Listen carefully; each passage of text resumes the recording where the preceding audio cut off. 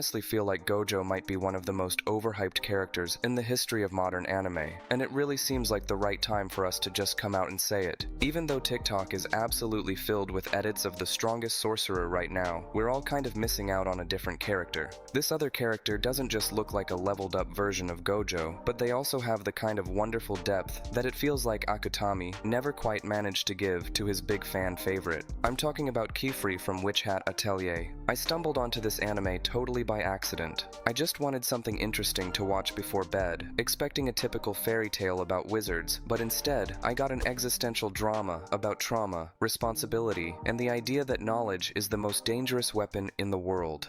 After getting into the manga for the first time, I couldn't close the tab until I was all caught up, and the more I read, the more I realized Qifrey is who the ideal Kakashi or Gojo should have been if they had a heart instead of just an endless void and a ton of ego. You know what the biggest trap of the public's perception is? We've gotten used to believing that if a character is more popular, they must be the original. Now let's look at the hard numbers that totally debunk that myth. The first chapter of Witch Hat Atelier was released in 2016. Satoru Gojo didn't make his first appearance in Jujutsu Kaisen 0 until 2017. That 9-month difference is a lifetime in the manga world. Qifrey didn't copy Gojo. The industry created a demand for the white-haired teacher with glasses, but Kamome Shirahama filled that archetype with real meaning, rather than just flashy techniques. Gojo feels like raw power. It's loud, overwhelming, almost untouchable. It's like standing in front of a massive Rasengan. It hums, it's dangerous, and it glows. But when you look at Qifrey, you feel the coziness of an old library, where a secret artifact is hidden in a corner somewhere.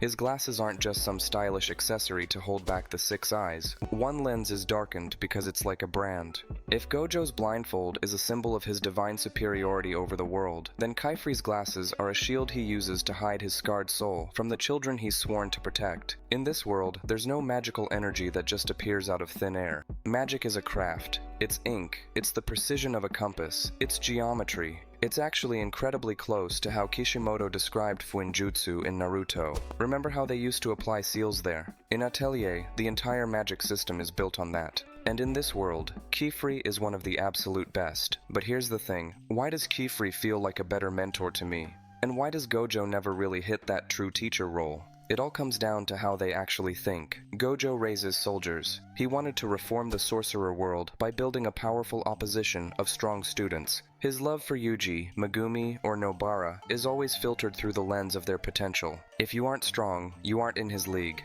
Gojo is endlessly lonely on his own personal Mount Olympus, and his tragedy is that he's the strongest, yet he couldn't save anyone he truly cared about. Qifrey's story is different. He is the embodiment of empathy. He takes Coco as an apprentice, even though she has no bloodline or cursed energy. Just an ordinary person who accidentally did something terrible. In the Naruto world, this would be like Kakashi taking in a kid from a village who can't even control chakra and making him Hokage just because the kid has a thirst for knowledge. Qifrey doesn't teach them to fight for the sake of fighting or just to win. For Agot, he becomes the person who helps heal her perfectionism. For Richa, he's the one who lets her be herself when the whole world demands she fit a mold. Qifrey is the father these girls never had. Reading it creates this warm, almost physical sense of safety that Gojo, with his infinity, could never provide. Gojo gives off the cold vibe of outer space. Qifrey gives off the vibe of safety and understanding. But don't think this is just some sweet fairy tale. We've reached the darkest part. Qifrey isn't just a kind teacher. He has a past tied to the Brimmed Caps, a group of mages who break every taboo.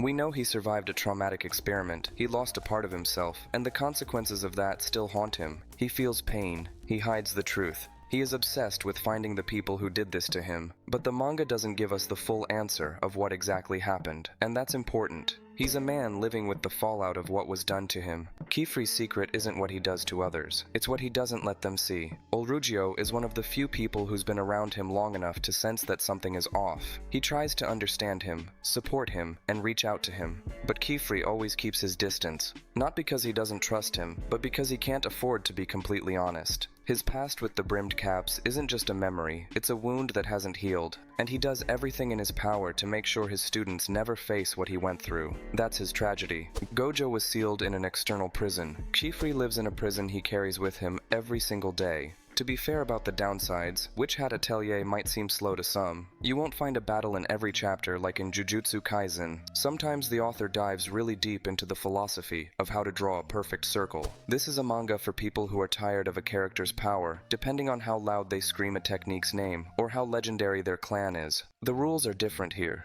For example, when Qifrey fights, he uses his sword, Rain Cleaver. It's not just a magic stick, it's a tool engraved with thousands of microscopic seals. It reminds me of early Naruto, back when Shikamaru's strategies meant more than a meteor falling from the sky. Remember how Shikamaru beat Haiden? That was pure intellect. And honestly, it kind of makes you rethink how most shonen stories even work. Even though Witch Hat Atelier is technically a seinen, it fixes the biggest mistake modern stories like this make. It removes the chosen one concept. Coco isn't the daughter of a prophet, she's not a reincarnation of a god, and she doesn't have a fox sealed inside her. She's just a girl who loves to draw. And Qifrey makes her realize that her desire is enough to make her a witch. That is such a powerful, humanistic message. I sincerely recommend it. If you love fantasy, if you miss the days when magic in anime was a mystery rather than just a special effect, pick up Witch Hat Atelier. Read the manga or watch the anime. You definitely won't regret it. And before we get to the big question of this video, I want to ask you to subscribe to the channel and hit that like button. It really means a lot to me. And this is where Qifrey gets really interesting. Qifrey isn't just a pretty picture. He's a study on how far a person will go in their desire to fix the past. And at a certain point, we see how his thirst for revenge starts to scare even him. This isn't a black and white conflict. It's a gray zone where even the kindest teacher can become a monster. And I'm calling it now. The finale of this story is going to be way more emotionally devastating than the end of Jujutsu Kaisen. Pay attention to the details in the clothing, and how the shadows in Qifrey's eyes shift when he mentions water. His potential aquaphobia isn't just a random fear, there's a good chance it's the key to his past in the forest of Thristas. Kamome Shirahama is a master of visual metaphors. She doesn't just tell you he's hurting, she draws the rain inside his soul. Qifrey represents the victory of humanity over raw power. Gojo was born the strongest, and died as a man who never quite understood what his power was for, other than fighting. Qifrey was born an ordinary person, went through hell, and yet managed to create an oasis of kindness around himself. A tragedy that can't be healed. That's what makes Qifrey great.